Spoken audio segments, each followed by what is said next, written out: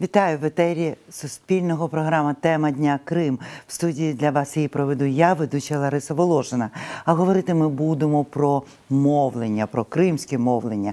11 інтернет-провайдерів з окупованого Криму блокують щонайменше 25 українських сайтів.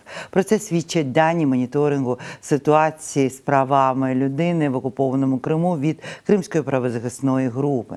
Під забороною, зокрема, сайти Меджлісу кримськотатарського народу, Свідків Ієгови, Міністерства з питань реінтеграції та тимчасово окупованих територій України. Окрім того, сигнал українських радіостанцій блокується в 12 з 19 населених пунктів на півночі Крима. Тим часом на підконтрольній частині України розгортається дискусія стосовно державної підтримки мовлення кримськотатарського телеканалу АТR. Про це більш докладніше ми будемо говорити в нашому ефірі і спробуємо розібратися, чи зможе Україна налагодити мовлення на окупованій території, а головне, чи будуть спрямовані кошти на мовлення першого і єдиного в світі кримськотатарського телеканалу. З нами на зв'язку є Лінур Іслямов, генеральний директор кримськотатарського телеканалу, і ми спробуємо більш докладно обговорити з ним, що ж відбувається з мовником. Вітаю вас, пане Лінуре. Да. Добрий вечір.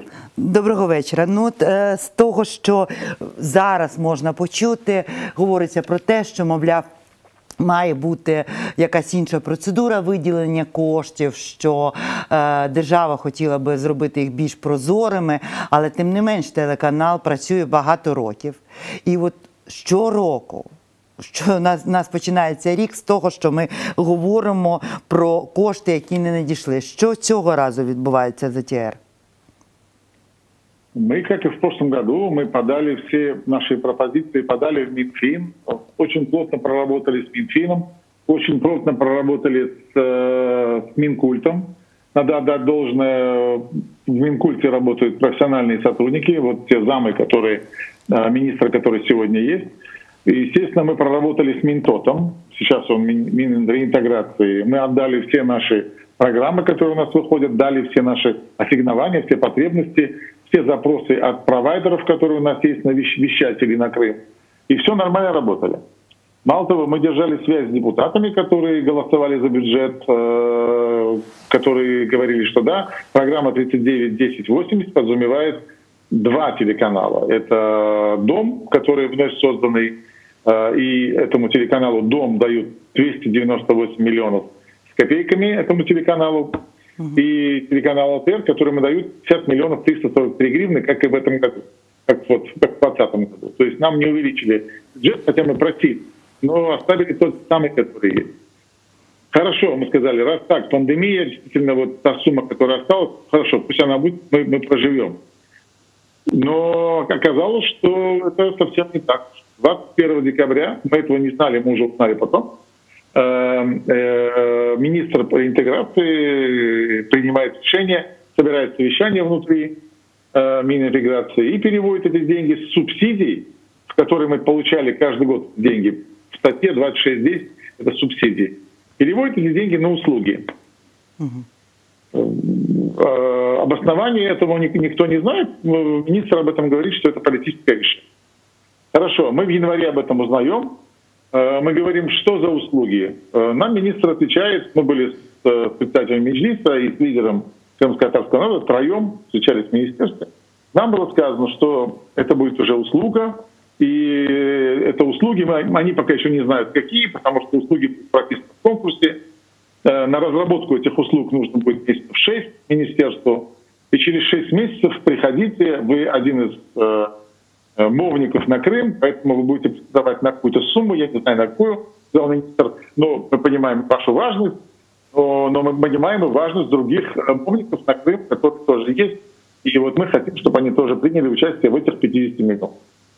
На вопрос, с какого этого, чего это вообще все произошло, и как можно было перевести деньги с одной статьи, которая была выделена для субсидий, перевести, не обгрантовав, не обосновав перед Кабмином на услуги, как это возможно, министр сказал, у меня есть такое право, я могу внутри министерства делать то, что считаю нужным.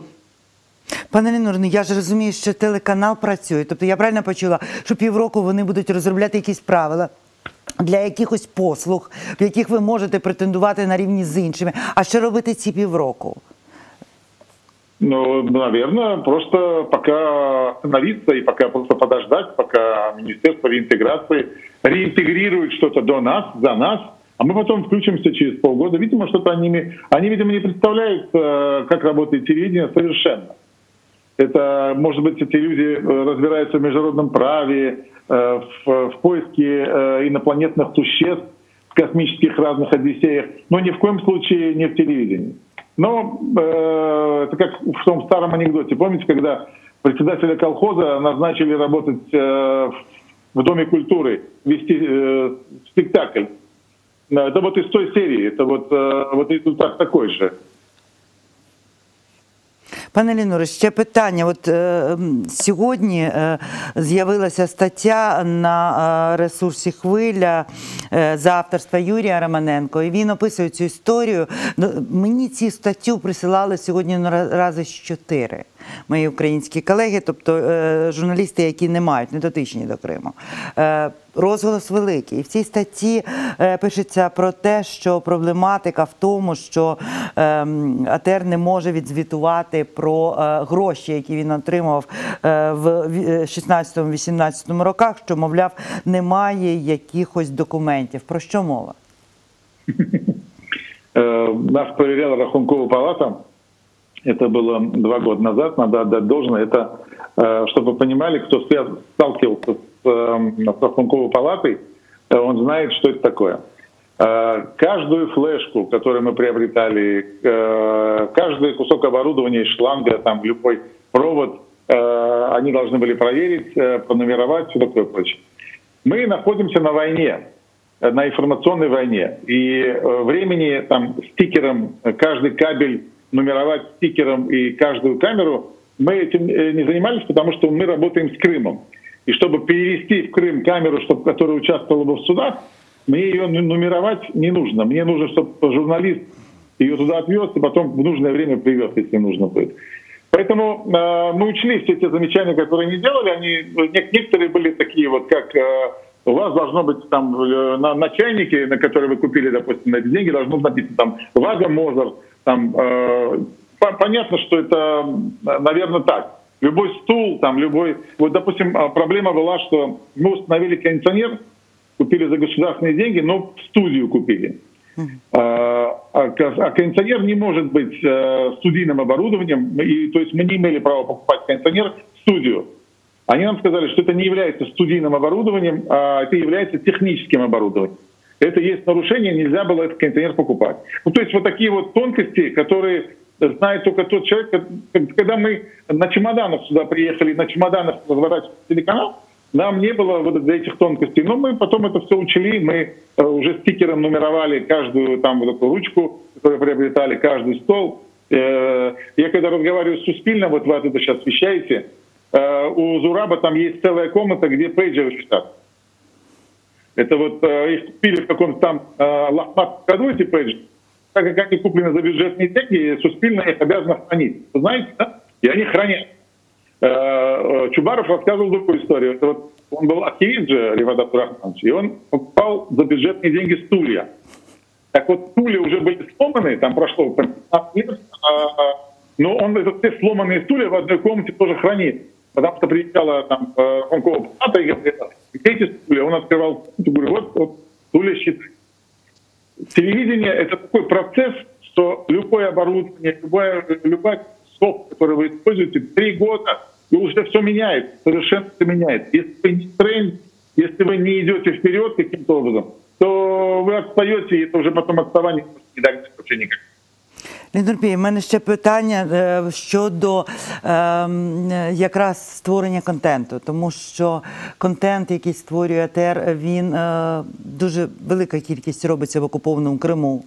Те, що українці бачили оті кадри, які, коли турбіна Siemens їхала Кримом, всі ці кадри з судів, вони дуже часто, вони ексклюзивний матеріал. Чи зважали от ті люди, які вимагають від вас дотримання бюрократичних правил, на те, що мова йде про окуповану територію і про те, що все ж таки мають бути якісь окремі, можливо, правила. Чи говорили з вами про це? Нет, об этом никто не говорил. Нет, нам в Министерстве реинтеграции сказано было так. Вы такой же, как и все, никакой вы ничем вы не отличаетесь. То есть нам сказали, ребята, никакой вы там не крымско-татарский территорий, вот так прям не сказали, но сказали, что вы такой же, как и в Крыму нам говорили и говорят там вот всем крымским татарам, вы такой же один из народов, которые живут в Крыму, как и армяне, как и греки, там, кто там еще есть. В Украине некоторые нам говорят, что такие же, как урумы, там кто-то еще, или венгры, кто-то еще, абсолютно неосведченные люди, которые не понимают, что такое вообще коренной народ вообще, и кто такие коренной народ, откуда вообще образовались, и почему у нас есть свои права какие-то вот определенные. То есть, это настолько было сделано цинично. Я, конечно, вот уже здесь 6-й год на материковой Украине. Очень много друзей, в том числе и из бывших министров, которые работали, и чиновников. Вы знаете, я никогда в жизни вот в Украине, на материковой Украине, я никогда не видел ни одного чиновника, который бы мог нам вот такие слова сказать, что вы не одни такие. Я не слышал, естественно, это впервые. Это прям какой-то сюрреализм. Вот для меня это просто это так резануло, что я даже чуть-чуть вспылил и вспомнил там вот бытность Могилева, там и вот эту вот всю команду, которая была в Крыму, которая говорила, что вот нечто подобное. Это для меня очень сильно резануло. Здесь не в деньгах дело. Бог с ними, этими деньгами, если они нужны Министерству интеграции, пусть они их заберут и пусть делят среди кого-то еще. Мы здесь не потому, что мы как-то просим какие-то деньги, мы вообще не в какой-то просящей какой-то процедуре должны находиться. Это не нужно абсолютно. Если не хочет министерство там любое какое-то или вообще правительство страны понимать, что такое коренной народ, то мы найдем понимание в других институциях, которые есть. Но мы от государства Украины никогда отворачиваться не будем, потому что это наше государство. Мы всегда будем с этим государством. А правительство, оно сегодня такое, завтра другое. Огорчительно то, что это правительство не прочитало Валерия Евгеньевича Возгрина, хотя бы, или хотя бы труды Мустафы Джемилева, или хотя бы передачу Гульнары Бекировой посмотрели бы на АТР. На Суспильном посмотрели бы то, что говорят на Суспильном, на ЮА Крым, о нашей истории. Много медиа уже есть в Украине, которые вот уже прям вот разжевали, уже и положили. К сожалению, чиновники это не смотрят. Дякую, пане Лінуре. Ну, я висловлюю вам підтримку і особисто, і нашого колективу. Я сподіваюся, що вдасться вирішити питання з фінансуванням.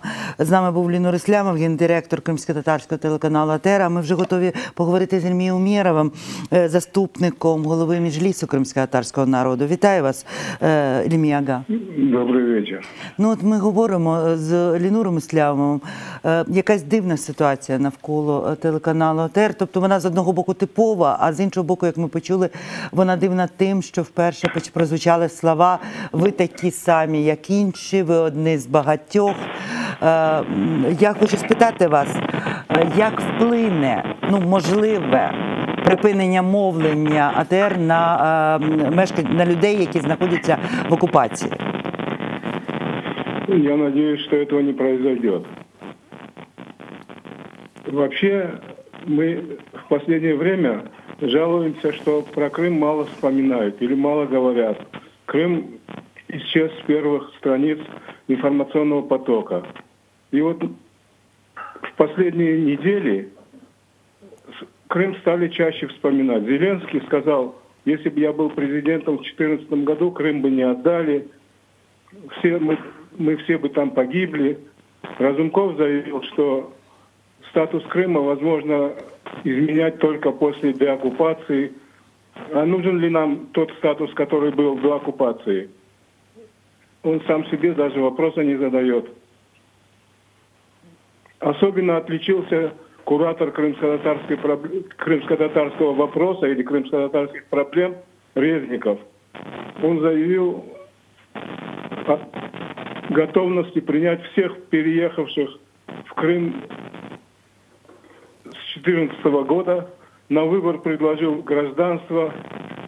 Хочешь, получай украинское гражданство, не хочешь, оставайся без гражданства или с гражданством другого государства.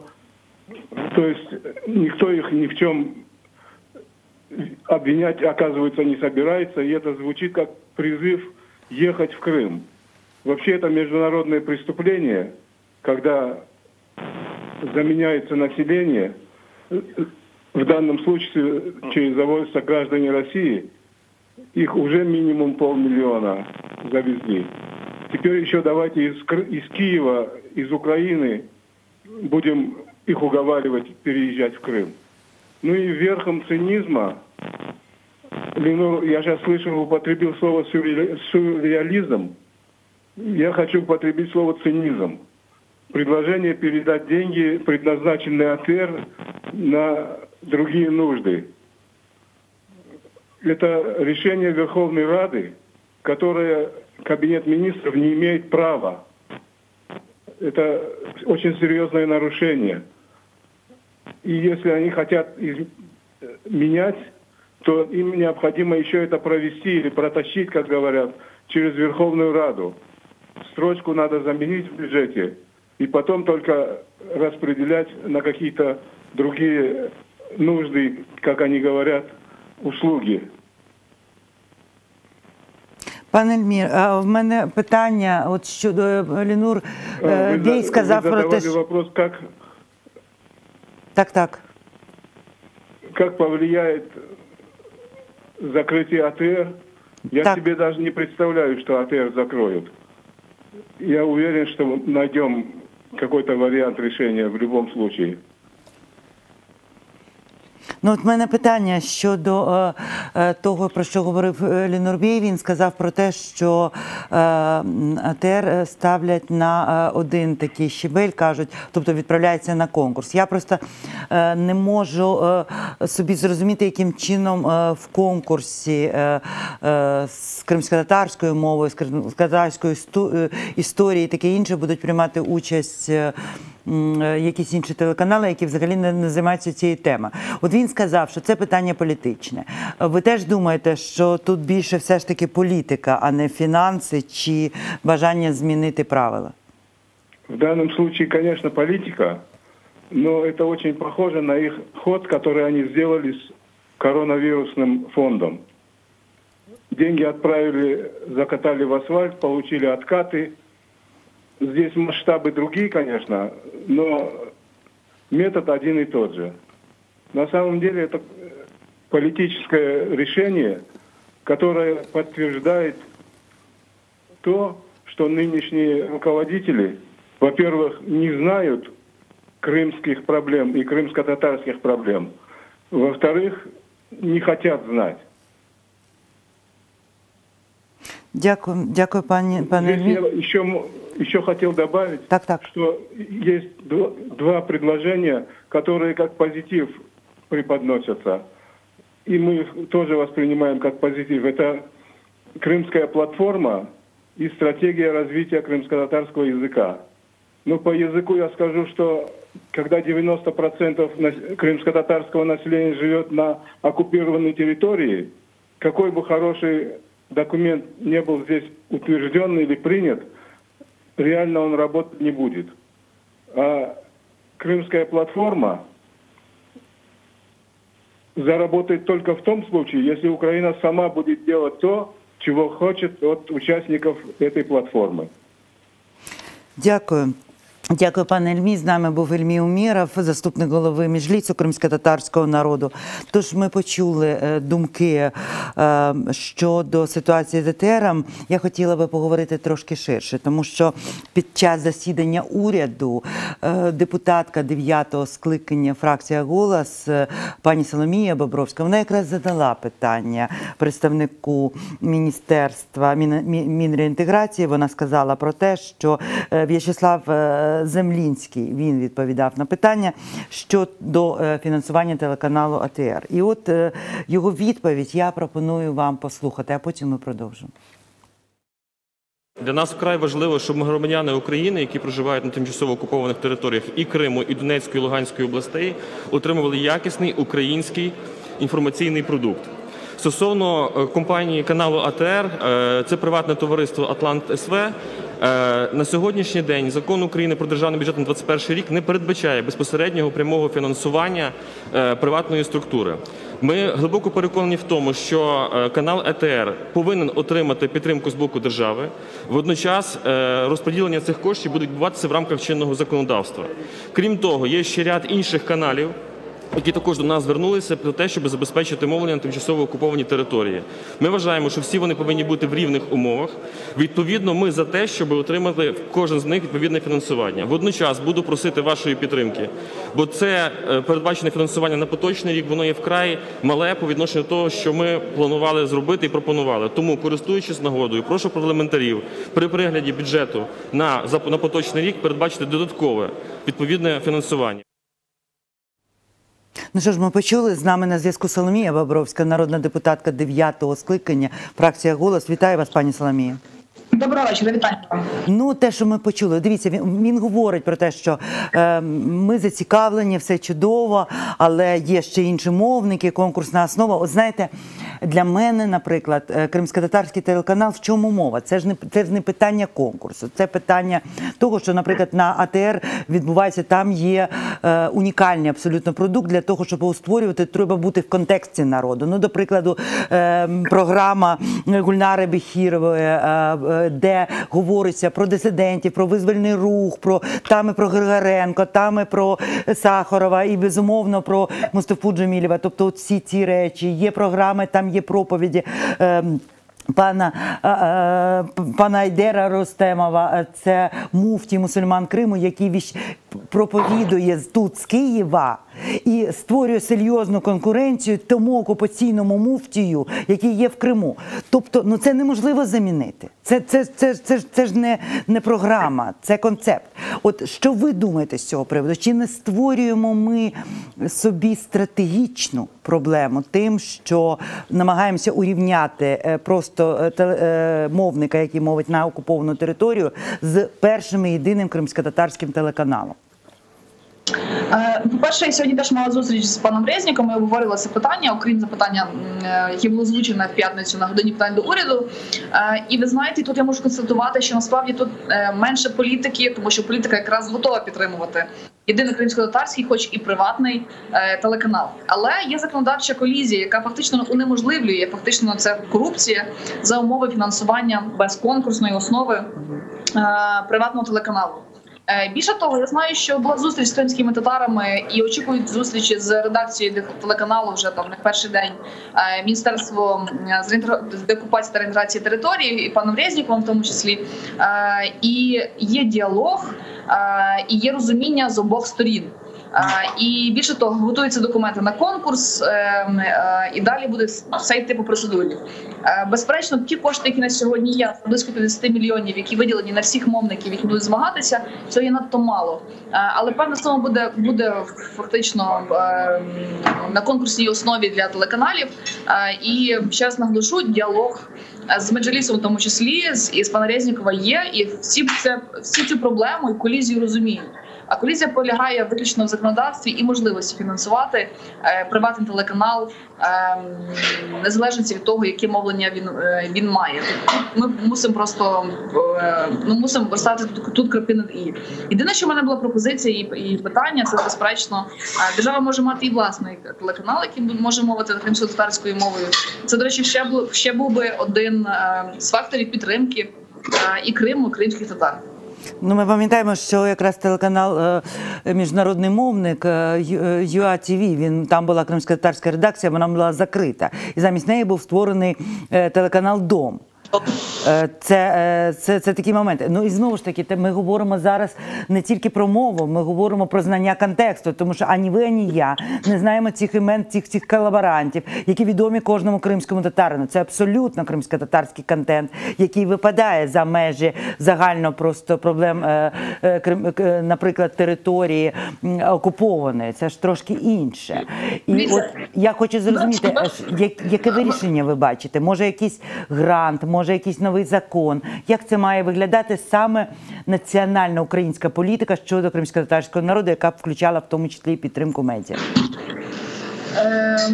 Ви абсолютно праві, і насправді в першу чергу, я би ще раз повторилася, була б гарна ідея концепції створення державного телеканалу кримсько-татарського для того, щоб фактично урівноважити і поставити на одну планку всі телеканали, які мовлять. Більше того, тоді це стане підставою без конкурсу фактично пропонувати підтримку фінансову телеканалу.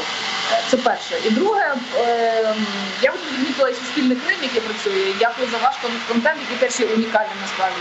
А на сьогодні, я з своєї сторони, як народна депутатка, можу хіба сказати, що з депутатської сторони буду намагатися в курсі бути подій, які стосуються конкурсу, для того, щоб АТР все ж таки в березні місяці, наскільки знаю, буде конкурс у березні, отримав підтримку і подав вчасно і правильно всі документи на цей конкурс. Думаю, що по мотивах політичних жодних пересторог не буде.